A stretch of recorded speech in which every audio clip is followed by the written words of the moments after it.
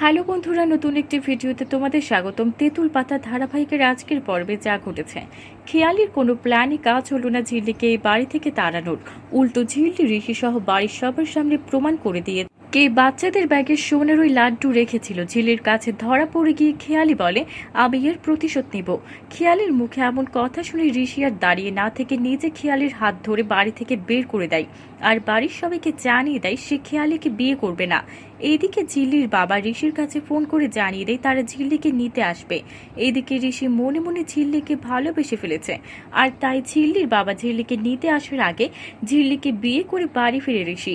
ওদিকে ঋষি আর খেয়ালিকে বিয়ে করবে না বলে জানিয়ে দিলে ঝিল্লির উপর প্রতিশোধ নিতে আর কোনো উপায় না পেয়ে রানাকে বিয়ে করার সিদ্ধান্ত নেয় খেয়ালি। কারণ ঝিল্লির কারণে আজ ঋষিকে বিয়ে করতে পারল না খেয়ালি, তাছাড়া আর ঝিল্লিকে জব্দ করতে পারবে না।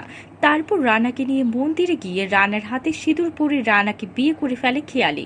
তাহলে কি এবার ঋষি ঝিল্লিকে বিয়ে করে বাড়ি ফিরলে তাদেরকে বরণ করার আগে খেয়াল বিয়ে করেছে দেখে চমকে উঠবে সবাই? কি হতে চলেছে এবার সবটা জানতে সাথেই থাকুন। ধন্যবাদ।